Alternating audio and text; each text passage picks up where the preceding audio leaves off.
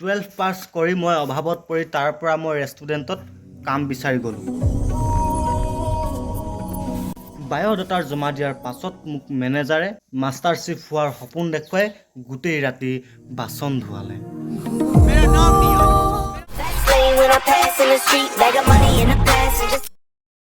আজিৰ এই ভিডিঅ'টো তোমালোকে যদি মোক ইউটিউবত দেখি আছে তেনেহ'লে তোমালোকে ভাগ্যৱান, কাৰণ এইটোৰ এদিনৰ মেহনত নহয়।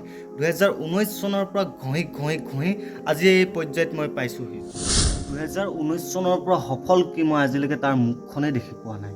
তাৰ পাছত মই ভাবিলোঁ মই এবাৰ মটৰ ব্লগিং কৰিম, কিন্তু মটৰ ব্লগিং কৰিবলৈ মোৰতো কোনো এখন দামী বাইক নাই, হিমালয়া KTM ডিউক নাই। তো তেতিয়া মই কি কৰিলোঁ, মোৰ এই 20 বছৰ পুৰণি স্কুটিখনক লৈ মই ওলাই গ'লোঁ।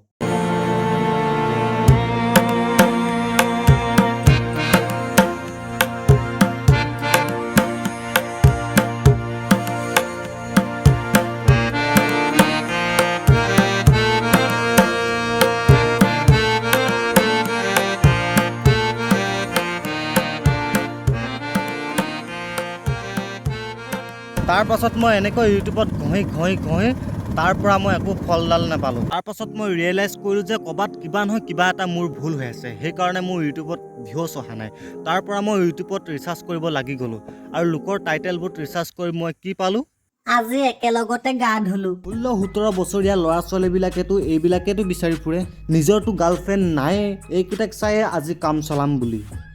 এতিয়া অসমত ঘৰে ঘৰে ইউটিউবাৰ। তোমাৰ ওচৰত যদি গাৰ্লফ্ৰেণ্ড নাই বা মাইকী আছে তেনেহ'লে তুমি ইউটিউব চেনেল ষ্টাৰ্ট কৰিব পাৰা, কেতিয়াও কণ্টেণ্টৰ খতম নহয়। আৰু একেলগে গা ধুই পিনে ইউটিউবত ভিডিঅ' বনোৱাটো কেতিয়াৰ পৰা কণ্টেণ্ট হৈ পৰিলে। তাৰপিছত বহুত ৰিচাৰ্চ কৰাৰ পিছত মোৰ নিজৰ ভুলটো বিচাৰি পালোঁ। আজিৰ যুগৰ ছ'চিয়েল মিডিয়াত ভিউজ নাই বা পাব্লিচিটিৰ কাৰণে নিজৰ মাইকী গাৰ্লফ্ৰেণ্ড কোনোবা নহয় কোনোবাক যোগদান দিবই লাগিব, যিটো মোৰ কাৰণে কেতিয়াও সম্ভৱ নহয়।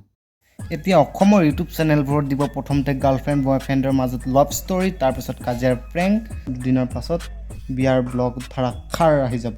পাছত ইহঁতক অসমৰ মানুহে কমেণ্টৰ যোগেদি সুধিব যে আমাৰ বেবী প্লেনিং কেতিয়া, মানে কেতিয়া কি হ'ব এইটোক চাবলৈ ছাবস্ক্ৰাইব কৰি থৈছে মানুহে।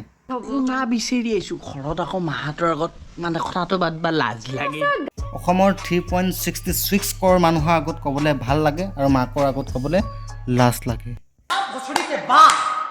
ইউটিউবত পাব্লিচিটি পাবৰ কাৰণে মোৰ ওচৰত আছে বৰ্তমান এতিয়া দুটা অপশ্যন। লজিকেলি ভিডিঅ' আপলোড কৰিব লাগিব, নাইবা কোনো চেঞ্চ নাইকিয়া ভিডিঅ'ৰ টপিক বিচাৰিব লাগিব। এতিয়া মোৰ কাৰণে এটা ডাঙৰ সমস্যা হৈ পৰিছে। যদি লজিকেলি ভিডিঅ' বনাওঁ তেনেহ'লে তাৰ ওপৰত মই বহুত ষ্টাডি কৰিব লাগিব। যদি কোনো চেঞ্চ নাইকিয়া ভিডিঅ' দি মই সোনকালে ভাইৰেল হ'ব লাগে তেনেহ'লে মই সোনকালে বিয়া পাতিব লাগিব। মই এতিয়া এটা কথাত কনফিউজ হৈ গৈছোঁ, যদি সোনকালে ফেমাছ হ'বলৈ মই যদি বিয়াই পাতিব লাগে তেনেহ'লে মোৰ ফিউচাৰ কি হ'ব? কোনোবাই কৈছিল ফিউচাৰটো মানুহৰ হাতৰ মুঠিত, কিন্তু মই এই হাতখন ভাল কামত নলগালোঁ। এইটো কথাৰ পৰা মই এটা কথা ৰিয়েলাইজ কৰিলোঁ যে অভাৱেই স্বভাৱ নষ্ট কৰে। 12 পাছ কৰি মই অভাৱত পৰি তাৰ পৰা মই ৰেষ্টুৰেণ্টত কাম বিচাৰি গ'লোঁ। বায়'ডাটাৰ জমা দিয়াৰ পাছত মোক মেনেজাৰে মাষ্টাৰ চেফ হোৱাৰ সপোন দেখুৱাই গোটেই ৰাতি বাচন ধুৱালে। যদি বাচনেই ধুব লাগে তেনেহ'লে কিহৰ বালৰ বায়'ডাটা? তাৰ পাছত তিনিচুকীয়াৰ টাউনত এনেকৈ একমাহ অনাই বনাই ঘূৰি ফুৰিলোঁ।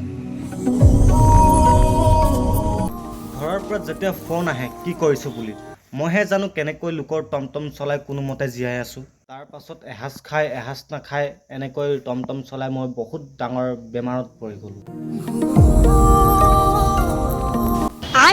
আৰু তাৰ পৰা কোনোমতে বাচি আহিলোঁ। এনেকৈয়ে মোৰ জিৰ'ৰ পৰা জাৰ্ণি ষ্টাৰ্ট কৰি আজি জিৰ'তে আছোঁহি। তাৰ পাছত আমাৰ নিচিনা গৰীববোৰক জ্বলাবলৈ কিছুমানে গাড়ীৰ কালেকশ্যন দেখায়।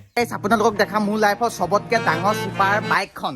এই দুনিয়াত শ্ব' অফ কৰিবলৈ মাত্ৰ অকল এখন গাড়ীৰ দৰকাৰ, আৰু সেইখন হৈছে Alto 800। 794 cc engine and 1000 horse power, আৰু এটা সৰু এক্সিডেণ্টে তোমাৰ সকলো সমস্যাৰ পৰা দূৰ কৰি দিব।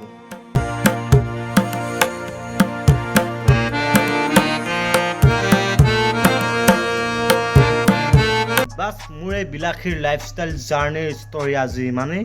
যদি ভিডিঅ'টোত কিবা এটা ভাল লাগে তেনেহ'লে এই টুক টুক ফেমিলিটোত জইন হ'বলৈ ছাবস্ক্ৰাইব কৰা।